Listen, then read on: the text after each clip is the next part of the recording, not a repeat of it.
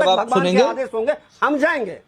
अरे भाई सुन तो लो, आप लोगों ने तो राम मंदिर का फाइनल जजमेंट आना नहीं आना चाहिए, क्योंकि अगर आ गया तो इससे बीजेपी को फायदा होगा। ये एप्लीकेशन किसने दी थी? कांग्रेस ने दी थी। आपने कहा था कि राम काल्पनिक है, आपने राम सेतु में गलत एफिडेविट दिया था जिसको हमारी सरकार ने वापस लिया। आप तो हर चीज में, और यहीं से नहीं, आप देखिए सोमनाथ की बात कर लें, बनारस हिंदू यूनिवर्सिटी का नाम हिंदू ऐड किया गया था, उस पर भी आपकी पार्टी ने रोका था। आप लोग आज अच्छा ये बताइए, अगर बहुत आस्थावान है तो मथुरा और काशी के बारे में आपका क्या ओपिनियन है आप? ज्ञानवापी जी मंदिर होना चाहिए, मथुरा मंदिर होना चाहिए, बता के जाइएगा। बताइए आपकी आस्था जानना चाहता हूं, बता दीजिए। सभी आज नहीं जवाब दे पाएंगे ना, से ये कहा जा रहा है कि भगवान, क्योंकि आपके लिए सत्ता ज्यादा इंपॉर्टेंट है, आस्था उसके बाद में। हमारे लिए आस्था पहले है, सत्ता बाद में है। हमारे लिए राष्ट्र प्रथम है, राम प्रथम है, सत्ता बाद में है। आपके लिए परिवार प्रथम है, पार्टी द्वितीय है, प्रेम कुमार जी और राम उसके बाद। आप जगह जगह जाकर के आप लोगों से ये क्यों? प्रेम कुमार सर, प्रेम सर, एक सेकंड रुक जाइए। अब समझ में आ रहा है कि सर सुप्रीम कोर्ट से पहले आप लोगों को आदेश चाहिए, उसके बाद रामलला के दर्शन करने आप लोग आएंगे। ये आपने बता दिया कि सुप्रीम कोर्ट के आदेश पर मंदिर बन गया है, तो सुप्रीम कोर्ट से आदेश नहीं आया कि कोई वहां पर जाए। तो इंतजार कीजिए कि एक दिन सुप्रीम कोर्ट का आदेश आएगा कि कांग्रेस पार्टी को जाकर अयोध्या में रामलला के दर्शन करने चाहिए, उसका इंतजार कर लीजिए। प्रेम सर, रामलला का मंदिर अगर सुप्रीम कोर्ट के आदेश पर बना तो बीजेपी कैसे राजनीति करने की, और अगर बीजेपी राजनीति, मेरा सवाल सुन लीजिए पहले, एक मिनट मेरा सवाल सुन लीजिए, मेरा सवाल सुन लीजिए प्रेम सर, मेरा सवाल तो सुन लीजिए पहले, कि अगर सुप्रीम कोर्ट के आदेश पर राम लला का मंदिर बना है तो उसमें बीजेपी को आप लोग दोषी क्यों ठहरा रहे, क्यों कह रहे हैं कि राजनीति कर रही है? अगर आप लोगों को लगता है कि बीजेपी ने इसमें राजनीति की है, बीजेपी हर कार्यक्रम में हर जगह आकर सबसे सामने आगे आकर खड़ी हो जाती है, तो आप लोगों को किसने रोका है? और सारी बातें छोड़ दीजिए, 22 जनवरी 2024 के बाद आज एक बार फिर से आपके पास मौका है कि आप अयोध्या आकर रामलला के दर्शन करके अपने ऊपर लगे हुए दागों को धो सकते हैं। मैं उसका भी जवाब दूंगा, लेकिन मुझे अपनी बात तो रखने दीजिए।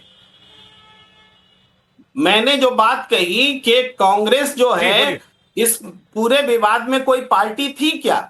नहीं थी।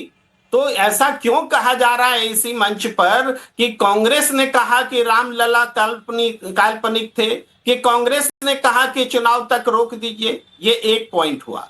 दूसरी बात है कि राम मंदिर का जाना या नहीं जाना ये सांप्रदायिक है, ये बात किसी अपोजिशन के नेता ने कही नहीं कही। ये बात जिसके मन में आए कि राम मंदिर नहीं जाना सांप्रदायिक है, उसके ही मन में सांप्रदायिकता का विष भरा हुआ है। भला राम मंदिर नहीं जाना या जाना, ये सांप्रदायिकता और धार्मिकता होने का कोई प्रमाण कैसे हो सकता है? कम से कम सांप्रदायिकता का तो नहीं हो सकता है। जाना तो धार्मिकता का प्रमाण हो सकता है, लेकिन नहीं जाना सांप्रदायिकता है। ये जिनके भी मन में बात आ रही है वो सांप्रदायिक सोच या विकृत सोच है। दूसरी बात हुई।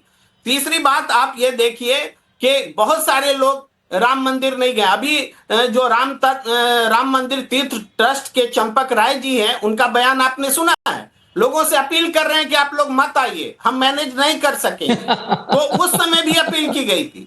इसके अलावा भी कई कारण होते हैं कि जो राम मंदिर नहीं जाते हैं।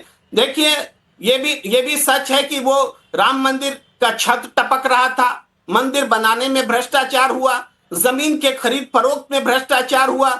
ये भी सच है कि अभी मंदिर अधूरा है, अधूरे मंदिर का उद्घाटन कर दिया गया। ये भी सच है कि राष्ट्रपति जी को इसलिए तब नहीं बुलाया गया उद्घाटन में। मैं कह रहा हूँ जब आप लोगों को मंदिर से लेना ही देना नहीं है, प्रेम जी, मैं कह रहा हूँ जब आप लोगों को मंदिर से कोई लेना देना है ही नहीं, तो मंदिर की छत टपके या यहाँ पर 2 लाख या 20 लाख लोग आ जाएं, मैनेजमेंट का काम बीजेपी सरकार को ही देखना, योगी आदित्यनाथ को ही देखना है। मंदिर का काम कितना हुआ उसका जायजा लेने के लिए योगी आदित्यनाथ ही आएंगे और दिल्ली बैठकर प्रधानमंत्री नरेंद्र मोदी ही पता करेंगे। तो फिर रोना किस बात का है आप लोगों का? रोना इस बात का है कि फायदा भी बीजेपी को हो जाएगा। तो फायदा बीजेपी को होगा ना, जो काम करेगा उसको फायदा होगा। फिर रो क्यों रहे हैं आप लोग? विद्याधर जी, बहुत अच्छा सवाल आपने उठाया है कि आप मतलब ये चाहते हैं कि जो व्यक्ति मंदिर ना जाए वो मंदिर के नाम पर राजनीति करने वाले, भ्रष्टाचार करने वालों को छोड़ दे, करे जो मन में मैं आए। कह रहा हूं कि जो व्यक्ति ये कहे कि फलाना ने इसलिए ये काम किया क्योंकि उसको राजनीति करनी थी, तो आप भी वो काम कर लेते, आप भी राजनीति कर लेते। अगर राम मंदिर बनाना राजनीति है तो पूरा देश आपको स्वीकार कर लेता।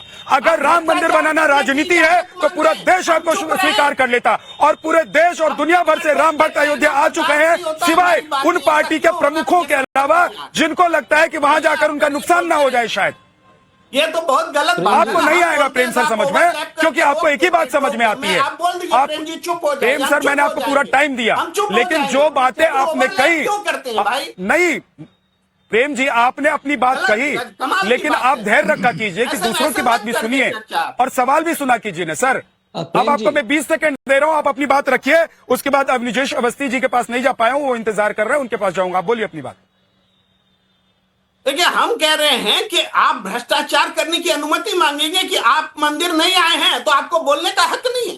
देश की जनता के पैसे से मंदिर बना है, देश की आस्था का लोगों का सवाल है, और इस सवाल पर देश तो भ्रष्टाचार हुआ है, ये आपको किसने बता दिया? आपको रामलला सपने में आए थे क्या? आपको रामलला सपने में आए थे क्या कि देखो हमारे मंदिर में भ्रष्टाचार हो गया? कौन सी रिपोर्ट है कि राम मंदिर में भ्रष्टाचार हो गया? इसका मतलब यह है कि एक तो आप लोग राम मंदिर के, आप लोग पहले राम मंदिर के मामले में अड़ंगा अड़ाते थे, और राम मंदिर बन गया तो उसके बाद दुष्प्रचार करेंगे, आप बदनाम करने की कोशिश करेंगे, आप बरगलाएंगे लोगों को। कौन सी रिपोर्ट बता रही है कि राम मंदिर में भ्रष्टाचार हुआ? बताइए, एक रिपोर्ट बता दीजिए। अगर सुप्रीम कोर्ट के आदेश पर राम मंदिर बन रहा है, ट्रस्ट इस मंदिर को देख रहा है, तो भ्रष्टाचार कहां हुआ ये बताइए। अगर आपके पास कोई रिपोर्ट है, तथ्य है तो बोलिए, नहीं तो मत बोलिए। प्रेम जी, आप सीनियर जर्नलिस्ट हैं, आप व्हाट्सएप यूनिवर्सिटी की बातों को डिबेट में मत रखा कीजिए सर। मैं आपसे ये उम्मीद नहीं करता हूँ। मैं नहीं बोलता सर, बताइए कौन सी रिपोर्ट है? मंदिर में रिपोर्ट बताइए, एक रिपोर्ट बता दीजिए। जमीन का अभी मंदिर बनकर तैयार नहीं हुआ, आप लोगों को रोना शुरू हो गया कि भ्रष्टाचार हो गया और छत टपकने लग गई है। अरे छत टपकने लग गई है या भ्रष्टाचार हो गया? कम से कम राम लोगों को इस बात का भरोसा है कि राम मंदिर बनकर तैयार हो गया। अब विजेश अवस्थी, मंदिर का शिलान्यास हुआ, आप लोग अधूरे मन की वजह से राम मंदिर नहीं आ पाए तो ठीक, और राम मंदिर में अगर रामलला विराजमान हो जाए तो वो अधूरे मन से विराजमान हो गए।